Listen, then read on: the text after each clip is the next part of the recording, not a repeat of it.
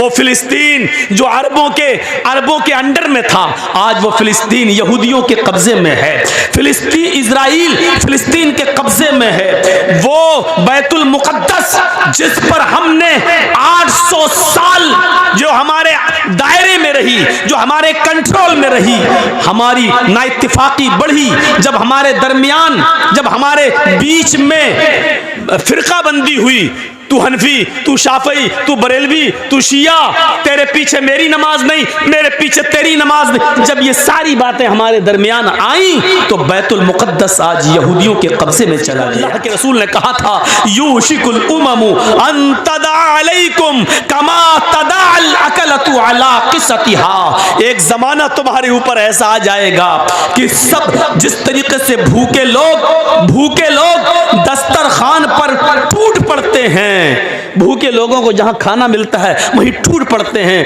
ऐसे ही दुनिया की सारी कौमें तुम्हारे ऊपर टूट पड़ेंगी। दुनिया की सारी कौमें तुम्हारे ऊपर टूट पड़ेंगी। जिस तरह भूखे दस्तरखान पर, प्यालों पर टूट पड़ते हैं, उसी तरीके से दुनिया की सारी कौमें तुम्हारे ऊपर टूट पड़ेंगी। आज वो जमाना हम अपनी आंखों से देख रहे हैं। मुसलमान कहीं भी महफूज नहीं है। दुनिया के किसी चप्पे में चले जाइए आप, मुसलमान महफूज नहीं है। वो फिलिस्तीन जो अरबों के अंडर में था, आज वो फिलिस्तीन यहूदियों के कब्जे में है। फिलिस्तीन, इजराइल फिलिस्तीन के कब्जे में है। वो बैतुल मुकद्दस जिस पर हमने 800 साल जो हमारे दायरे में रही, जो हमारे कंट्रोल में रही, हमारी नाइत्तिफाकी बढ़ी, जब हमारे दरमियान, जब हमारे बीच में फिरका बंदी हुई, तू हनफी, तू शाफई, तू बरेलवी, तू शिया, तेरे पीछे मेरी नमाज नहीं, मेरे पीछे तेरी नमाज नहीं, जब ये सारी बातें हमारे दरमियान आई तो बैतुल मुकद्दस आज यहूदियों के कब्जे में चला गया। हमारे अंदर मेजॉरिटी नहीं है, हमारे अंदर इत्तिफाक नहीं है, हमारे अंदर इत्तिहाद नहीं है, हमारे अंदर एकजुटता नहीं है, हमारे अंदर फिरकों में बटे होने की लालसा जागी हुई है। हम एक दूसरे को गाली दे रहे हैं, हम एक दूसरे के पीछे पड़े हुए हैं। मेरे भाइयों, ये चीज हमें दूर कर देती है। शरीयत की नकेल अपने अंदर डालिए, शरीयत की नकेल अपने अंदर डालिए। कुरान ने क्या कहा, या अय्युहल्लज़ीना आमनु दुखुलू फिस्सिल्मि काफ़ा, ऐ ईमानो वालो, ऐ मुसलमानों, तुम इस्लाम के अंदर पूरे के पूरे दाखिल हो जाओ, पूरे के पूरे दाखिल हो जाओ। क्या कोई कह सकता है कि हम पूरे के पूरे इस्लाम में दाखिल हैं? एक आदमी उठा, 10 बजे सो के उठ रहा है, फजर की नमाज उसने नहीं पढ़ी, जोहर की नमाज पढ़ाया, मगरिब की नमाज पढ़ाया, असर की नमाज पढ़ाया, इशा की नमाज में फिर हिम्मत नहीं हुई, सर्दी की रातें, फिर जाके सो गया। क्या 3 वक्त की नमाजें पढ़कर हम बिस्तर पे सो जाते हैं और अपने आप को हम मुसलमान समझते हैं? अल्लाह ने और उसके रसूल ने हम पर फर्ज की है 5 वक्त की नमाज। कोई आदमी 2 वक्त की नमाज को अहमियत नहीं देता, फजर में सो जाता है, इशा में सो जाता है और 3 वक्त की नमाज पढ़ लेता है। मेरे भाइयों, ये आदमी डबल गुनाहगार है। कभी आपने सोचा है क्यों इस आदमी को डबल गुनाह क्यों पड़ेगा? आप ही बताइए। आपका एक बच्चा है, 10 साल का है, मान लीजिए 5th में पढ़ रहा है, 6th में पढ़ रहा है, स्कूल जाता है, स्कूल का टाइम है उसका 8 बजे स्कूल है, 1 बजे छुट्टी है, लेकिन आपका बच्चा हमेशा कभी 8:30 पे पहुंचता है, कभी 9 पे पहुंचता है। 1-2 मरतबा वहां का स्टाफ, वहां के टीचर वार्निंग देंगे, आज लेट कैसे आए हो, सब देर हो गई, 1-2 बार छोड़ देंगे, लेकिन बार बार जब आपका बच्चा 2-3 बार लेट पहुंचेगा तो उसको पनिशमेंट भी मिलेगा, कभी उसको मारा भी जाएगा। आज देर से क्यों आए हो, 2-3 बार मार के छोड़ दिया जाएगा, लेकिन जब वो अपनी आदत बना लेगा और वो बराबर लेट जाएगा तो फिर उसको स्कूल का मैनेजमेंट उसको स्कूल से निकाल देगा। क्यों? और एक वो बच्चा है जो स्कूल जाता ही नहीं है, ना उसको मारा जाता है ना निकाला जाता है। क्यों? वो तो जा ही नहीं रहा है, वो तो जा ही नहीं रहा है, ना उसको मारा जा रहा है ना निकाला जा रहा है। क्यों? वो तो जा ही नहीं रहा, तो उसको क्यों मारेंगे?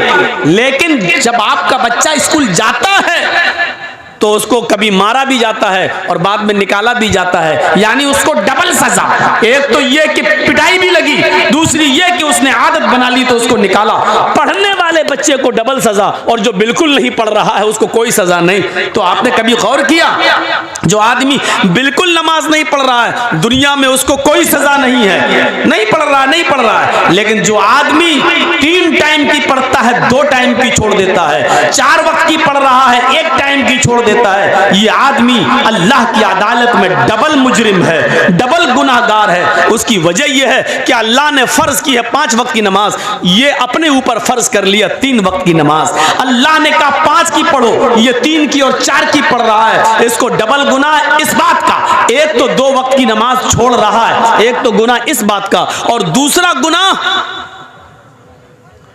नमाज को अपने मनमाने तरीके से पढ़ रहा है, अल्लाह के कानून को बदलने की सजा, यानी चेंज करने की सजा, क्योंकि अल्लाह ने फर्ज की 5 वक्त की और ये पढ़ रहा 3 वक्त की, इसलिए इसको डबल सजा। ये हमें और आपको सोचना चाहिए। हम अपने मुआशरे में जी रहे हैं, रह रहे हैं, क्या है ये मुआशरा? वो इस्लाम जो सबसे बेहतर मजहब है, हम उसकी कदर नहीं कर पा रहे हैं, हम उसकी कदर नहीं कर पा रहे हैं। हर वक्त जब तक हम इस्लाम में डूबे नहीं रहेंगे, मसलन जर्जीस साहब कुर्सी पर बैठे तकरीर कर रहे हैं, कुर्सी पर बैठने से पहले सोच लेना चाहिए कि कुर्सी पर बैठकर तकरीर करना कोई नाजायज तो नहीं है। जब हम माइक में बोलें तो ये सोच लेना चाहिए कि माइक में बोलना कहीं गुनाह तो नहीं है। आप जो जलसा सुनने के लिए आप बैठे हैं और बिना जरूरत के आप उठ रहे हैं, बैठ रहे हैं और आवाज कस रहे हैं और आपके मुंह से आवाज निकल रही है, तो आपको ये सोच लेना चाहिए कि आवाज निकालने से पहले कहीं जलसा सुनते वक्त, कुरान और हदीस की बातें सुनते वक्त मुंह से बोलना जायज है कि नाजायज है। जब तक हम हर बात पर इस्लाम की फिक्र नहीं करेंगे कि इस्लाम में जायज है कि नाजायज, तब तक हम इस्लाम पर पूरा अमल नहीं कर सकते। हमारा उठना, बैठना, लेटना, सोना, जागना, खाना, पीना सब इस्लामी होना चाहिए। हमारी शादियां इस्लामी होनी चाहिए, हमारा रहन सहन इस्लामी होना चाहिए, हमारे बीवी बच्चे इस्लामी माहौल में रहना चाहिए। ये तमाम चीजें जब तक हम सोचेंगे नहीं। कहा जाता है कि एक आदमी बहुत भूखा था, भूख की वजह से उसको हालत उसकी खराब थी और उस आदमी से किसी ने पूछा कि 2-2 कितने होते हैं? 2 और 2 कितने? उसने कहा 4 रोटी। कभी आपने सोचा है कि उस भूखे आदमी की जबान से 4 रोटी क्यों निकला? उसको 4 पेन भी तो कह सकता था, 4 फैन भी तो कह सकता था, 4 माइक भी तो कह सकता था, 4 किताब भी तो कह सकता था, 4 मोबाइल भी तो कह सकता था। और इसको भी कहने की जरूरत नहीं थी, क्योंकि पूछने वाले ने सिर्फ गिनती पूछी, 2 + 2 कितना, 2 और 2 कितना। उसका जवाब सिर्फ यह होना चाहिए था कि 4, लेकिन उसके मुंह से निकला क्या?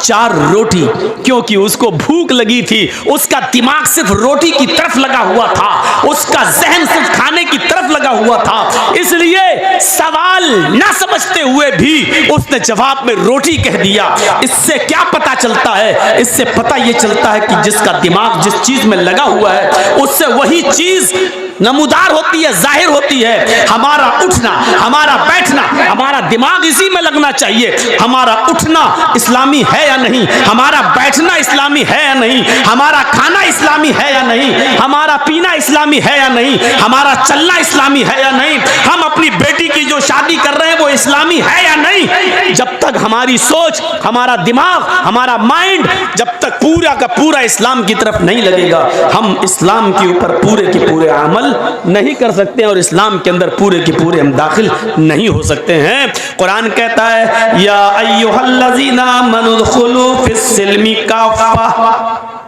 आई ईमानो वालो तुम इस्लाम के अंदर पूरे के पूरे दाखिल हो जाओ। इस्लाम के अंदर इसलिए दाखिल हो जाओ क्योंकि इस्लाम सबसे बेहतर मजहब है। दूसरे मजहबों को क्रिटिसाइज नहीं करना चाहिए, उन पर तनकीद नहीं करना चाहिए। हर आदमी अपने अपने मजहब पर अमल करने के लिए आज़ाद है और हर आदमी को अपने मजहब को सबसे अच्छा कहने का भी अधिकार है। वो जिस मजहब पर अमल कर रहा है वो कह सकता है कि हमारा मजहब सबसे अच्छा है।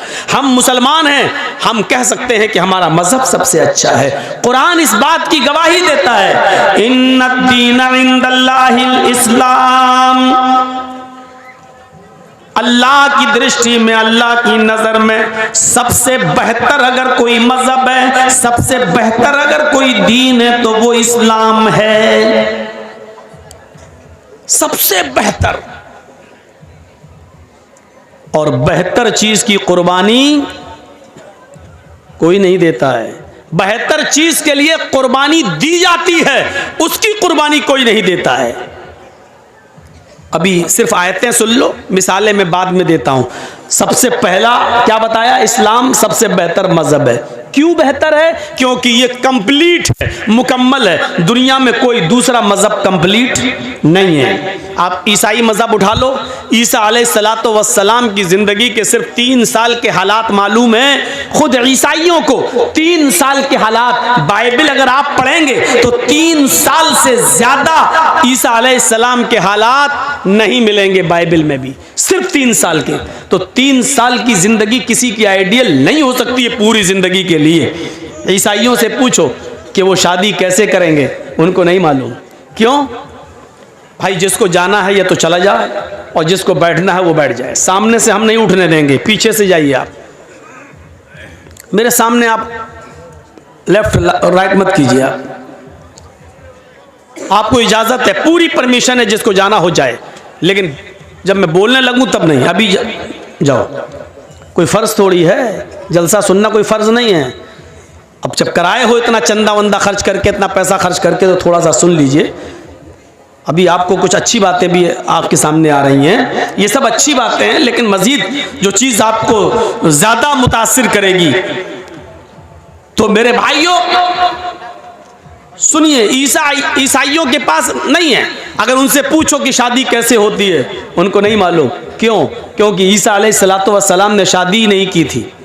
हमारा कुरान ये कहता है कि ईसा अलैहिस्सलाम को जिंदा आसमान पर उठा लिया गया है और कुर्ब क़यामत वो दोबारा आएंगे। जब वो इस दुनिया में दोबारा आएंगे तो शादी करेंगे और फिर उनकी बीवी और के साथ बच्चे भी होंगे। यानी अभी उनकी शादी नहीं हुई। तो जिस नबी ने शादी न की हो, उसकी कौम को कैसे मालूम कि शादी कैसे होती है? ईसा अलैहिस्सलाम ने शादी का कोई तरीका भी नहीं बताया। पूरी रामायण पढ़ जाइए आप। 2 रामायणें हैं, रामचरितमानस तुलसीदास जी की और एक रामायण है वाल्मीकि जी की, जिसको बोलते हैं वाल्मीकि रामायण। दोनों रामायण पढ़ जाइए। रामचंद्र जी की पूरी जिंदगी आपको नहीं मिलेगी। रामचंद्र जी की पूरी जिंदगी के हालात रामायण में नहीं मिलेंगे। उनकी भी चंद साल की जिंदगी के हालात रामायण में बंद है बस। इसलिए हिंदू भाइयों के पास भी सिर्फ इतना है, दानम दीक्षिता, दान दो, खैरात करो। लेकिन कितनी खैरात?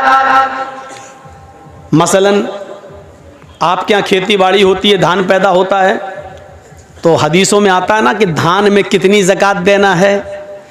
अगर आसमान से बारिश होती है और बारिश के पानी से अगर धान पैदा होता है तो उसकी ज़कात अलग है। आसमान से बारिश नहीं हुई है, आपने सरकारी पानी नल चलाकर और जनरेटर के ज़रिए पानी खींचकर आपने खेत को सींचा है, उस पानी से धान पैदा हुआ है तो उसकी ज़कात अलग है। सोना और चांदी की ज़कात अलग है। समंदर या आपके तालाब में कितनी मछलियाँ होनी चाहिए कि उस पर ज़कात फ़र्ज होती है। कितनी बकरियों पर ज़कात फ़र्ज है। कितनी भैंसें और गायें होनी चाहिए कि जब आपके ऊपर ज़कात फ़र्ज बन जाएगी। ऊँट कितने होना चाहिए।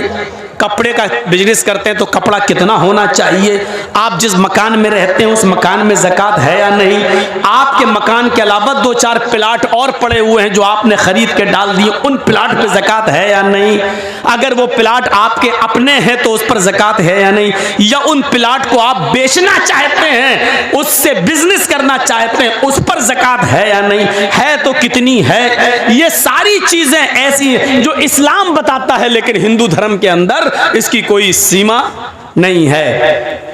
नकद है आपके पास तो 1 लाख रुपए में 2,500 रुपए आपके ऊपर ज़कात है, 40 रुपए में 1 रुपया ज़कात है, 100 रुपए में 2.5 रुपया आपके ऊपर ज़कात है, 1000 में आपके ऊपर 250 रुपए ज़कात है, 1 लाख में आपके ऊपर 2500 रुपए नहीं 2,500 रुपए ज़कात है। ये है इस्लाम के अंदर एक सीमा जो हिंदू धर्म के अंदर और ईसाइयत के अंदर आपको नहीं मिलेगी। सिर्फ इतना है गरीबों की मदद करो, लेकिन कितनी ये इस्लाम बताता है।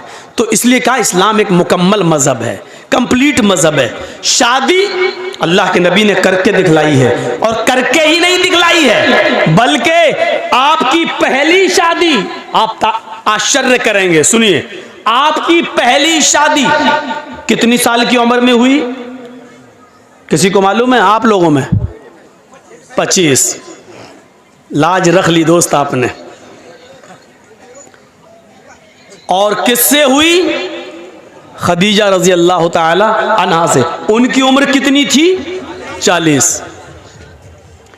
अल्लाह के नबी ने ये शादी करके बतला दिया है कि कम उम्र का लड़का बड़ी उम्र की औरत से शादी कर सकता है, और ये कोई नाजायज नहीं है। और सुनिए, खदीजा जो उम्र में 15 साल बड़ी थी अल्लाह के रसूल से, नबी अकरम से, अल्लाह के रसूल सबसे ज्यादा प्यार भी उन्हीं से करते थे।